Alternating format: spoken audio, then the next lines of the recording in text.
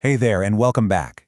If you're living in Meghalaya, you've definitely felt it, right? That squeeze on your wallet every single time you go shopping? The price of literally everything seems to be climbing. But what if the reason isn't just the usual suspects like inflation or supply chain issues?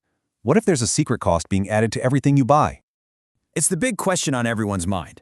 You work hard, you try to budget, but your money just doesn't stretch as far as it did before.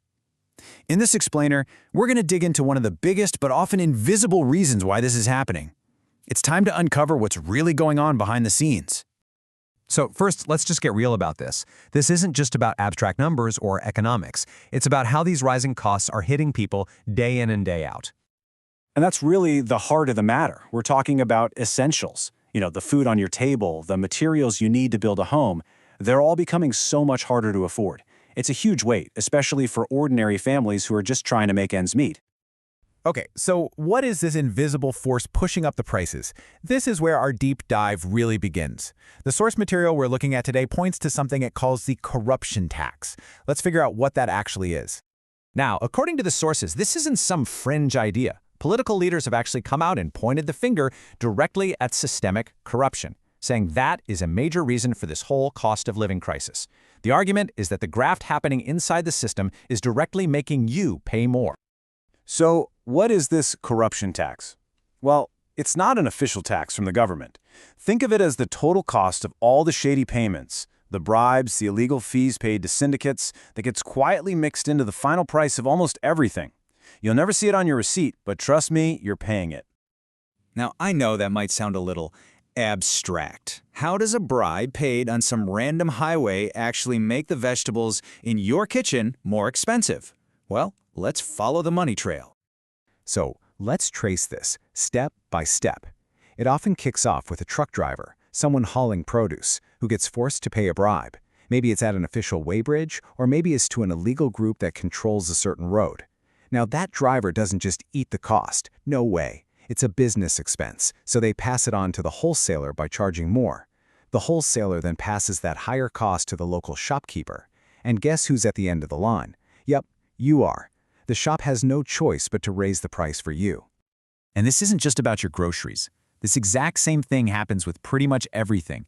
Every single time a truck carrying cement, steel, or any other important material has to pay these illegal fees, the cost of building things, and even housing, goes up too. It's like a domino effect that hits every single part of the economy. But this whole thing goes way deeper than just a few individual bribes. The bribes are a symptom. The real question is, who allows this system to even exist? Who profits from it? And that brings us to the big players, the organized cartels and syndicates. Now, the source material we're looking at makes a very serious allegation.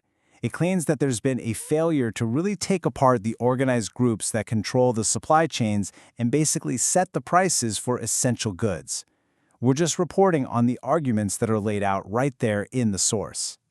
And the results of this alleged inaction? It's huge. It basically creates a playground for these monopolistic groups to corner the market, mess with prices for their own profit, and leave the public to pay for it all. This quote it really says it all, doesn't it? It connects the dots perfectly. It takes this abstract idea of corruption and links it directly to the real-world consequence that every single person feels in their pocket. It's a powerful way to sum up the whole problem. So, with a situation this tough, it's easy to feel a little helpless. But is there a way out? Well, the source doesn't just point out the problems. It actually suggests a path forward, and it's all about empowering citizens to demand a change. So what can actually be done? The source suggests a few key actions, all led by citizens. First, demand a truly independent commission that can monitor prices and actually has the power to go after illegal practices. Second, get behind the consumer rights groups that are already out there fighting this battle. And third, start a massive public awareness campaign so everyone understands the direct link between that bribe on the highway and the price they're paying at the checkout counter. And that really brings us to our final question. It's something we all need to think about. Is this hidden tax just a part of life, something we have to accept to get by, or has it become a burden that's just too heavy, a price that our society simply can't afford to keep paying? That's a big question to reflect on. Thanks for joining us for this explainer.